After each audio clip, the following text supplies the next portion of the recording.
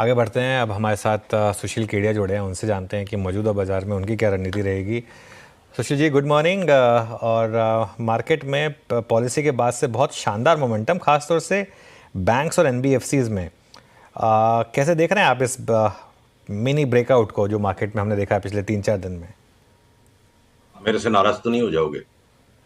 नहीं, मैं नाराज़ होता ही नहीं हूँ। अगर आपका व्यू मुझसे कंप्लीटली अपोजिट है तब भी नाराज़ नहीं होता मैं।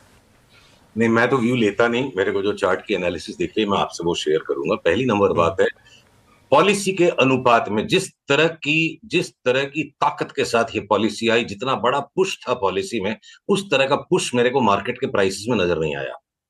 मैं इसको शानदार ब्रेकआउट नहीं मानता हूं, ये ट्रैप है।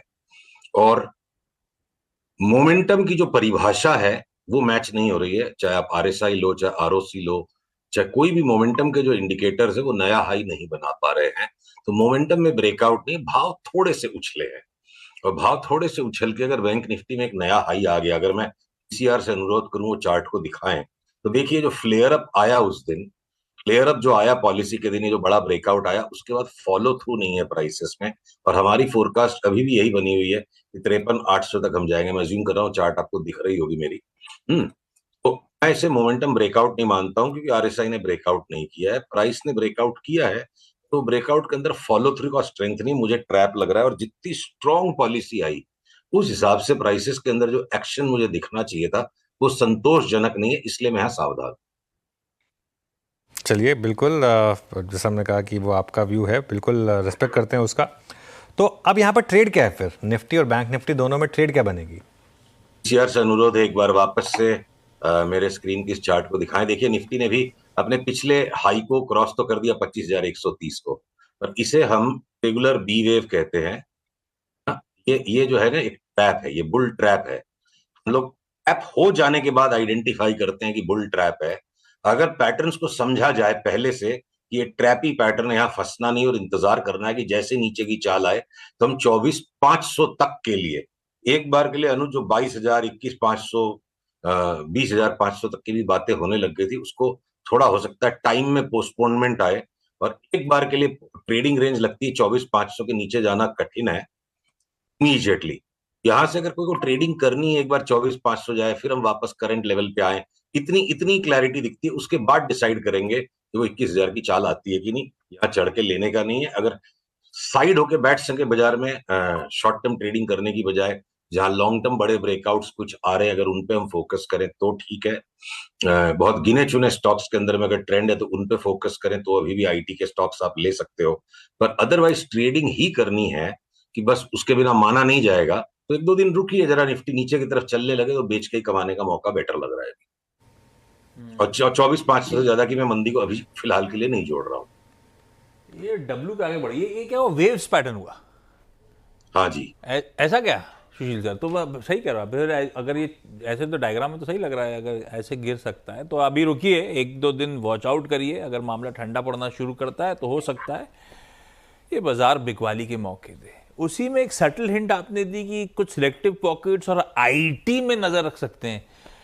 आईटी के चार्ट की मैपिंग सुशील सर, और अगर आईटी में नजर रखनी है तो उसमें ज्यादा अल्फा कहां जनरेट हो सकते हैं? कौन से स्टॉक्स आपके रडार पे हैं? देखिए आईटी के स्टॉक्स में ना जो घटने को रेडी नहीं है वो, तो इसलिए मैं उनको, सभी चीज तो निफ्टी के अंदर एक साथ चलेगी तो फिर निफ्टी खाली 24,500 पे हो जाएगी, बहुत नीचे चली जाएगी। सेक्टर रोटेशंस चल रहे हैं जिसमें आईटी में अभी स्ट्रेंथ है, स्पेस है, जूस है। हाँ, तो वो स्पेस हो सकता है बजाज फाइनेंस, बजाज फिनसर्व भी नया हाई दिखा दे, पर जितना बड़ा डाउनसाइड उनमें आगे चल के आ सकता है उसके कंपैरिजन में, अगर मान लीजिए फॉर एग्जांपल बहुत मिनिमल अपसाइड बचा है, इसलिए मैं उनको अवॉइड कर रहा हूं। पर जो आईटी के स्टॉक्स के अंदर में सस्टेन्ड अपसाइड है, इवन इफ निफ्टी में डाउनसाइड आए, इसलिए मैं आईटी को प्रेफर कर रहा हूं। तो चाहे वो टेक महिंद्रा हो, चाहे एम्फेसिस बीएफएल हो, चाहे एलटीआईएम हो, चाहे इन्फोसिस हो, 1-2% की डाउनसाइड से ज्यादा नहीं दिखती और सस्टेन्ड अपसाइड इनमें दिख रहा है। तो इरिस्पेक्टिव ऑफ निफ्टी का शॉर्ट टर्म 15 दिन का व्यू, हम आईटी में लगातार तेजी अभी करेंगे। बिल्कुल ठीक। तो आईटी में आने वाला समय एक अच्छा आउट परफॉर्मेंस हो सकता है। वो आज स्क्रीन पे दिख भी रहा है। आईटी आज सुबह से जब से खुला है, पहले मिड कैप फिर लार्ज कैप, सब वो आईटी इंडेक्स आपकी इसमें डायरेक्टर साहब ने रखा था, बड़ा दमखम दिखा रहा है।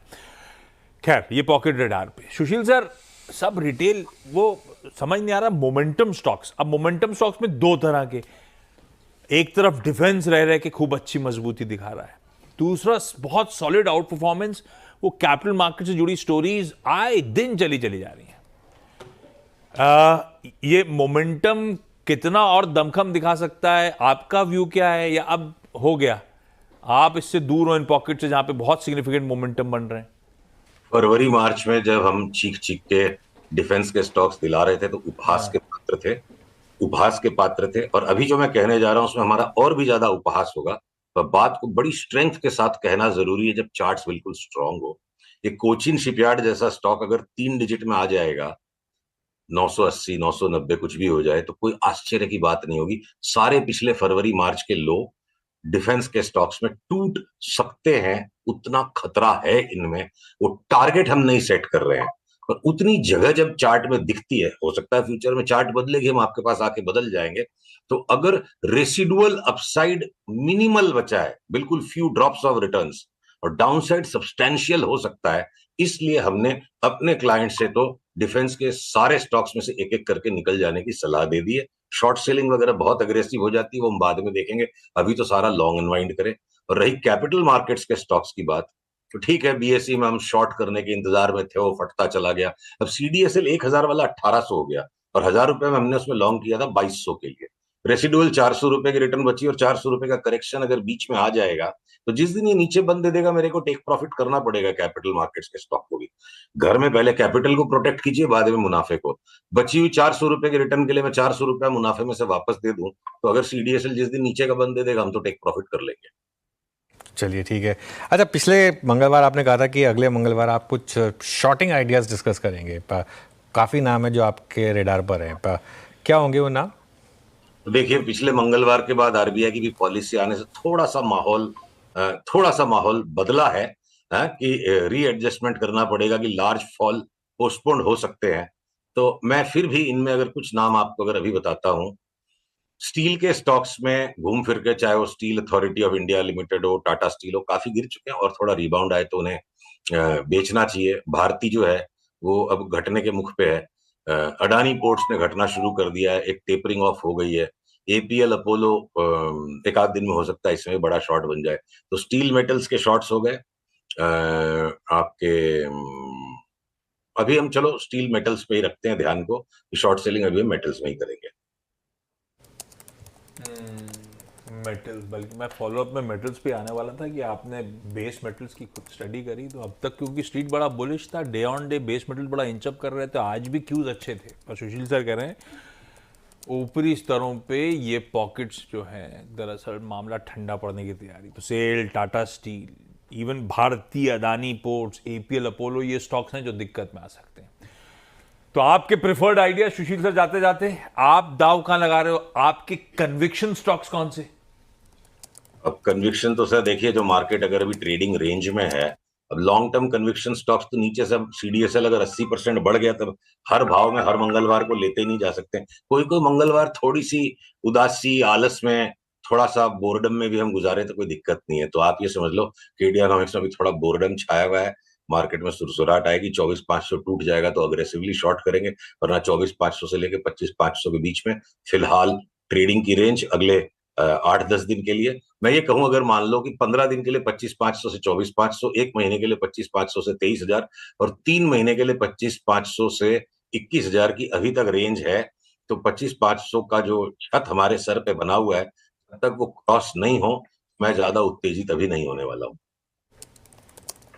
ऑलराइट, तो डार्क हॉर्स स्टॉक्स कोई आपको कैश मार्केट में एक दो अगर समझ में आ रहे हो तो, जो लग रहा हो कि यहाँ से 5-6 बैगर बन सकते हैं, इन द पास्ट आपने आइडेंटिफाई किए कैसे कई ऐसे स्टॉक्स? चल गए हैं सब नीचे से 40-50% तो अनुज, फिर उनको कभी और पुलबैक में ही अब यहाँ ले लेंगे, 10-12% घट जाएंगे, तो फिर वो लोक निंदा शुरू हो जाएगी। तो देखते हैं इसे अगले मंगलवार के लिए। चलिए, अगले मंगलवार के लिए रखते हैं उन स्टॉक्स को। बहुत बहुत शुक्रिया सुशील जी आज हमारे साथ जुड़ने के लिए और अपना व्यू रखने के लिए। अगले मंगलवार फिर करेंगे आपसे बातचीत। मार्केट ठीक है, थोड़ा सा डे हाई और डे लो के बीचों बीच ट्रेड कर रहा है। 25,055 का लो था, 25,200 के करीब का हाई था। अभी भी है ग्रीन में, मिड कैप में शानदार मोमेंटम है, बैंक निफ्टी रिकवर कर रहा है और आईटी क्लियरली आज की टॉप पॉकेट। एक फ्रेश ब्रेकआउट स्पॉट किया है टीवीएस मोटर एक बार जरा लेकर आई है। आई थिंक यहाँ पर एक अच्छा मूव इस समय आपको बनता हुआ दिखाई देगा। चलिए, ऐसे कई ब्रेकआउट स्टॉक्स और आपके सवालों के जवाब अगले शो में मिलेंगे आपको। आशीष और मैं आपसे इजाज़त लेंगे और ब्रेक के बाद श्रेय और कंचन लेकर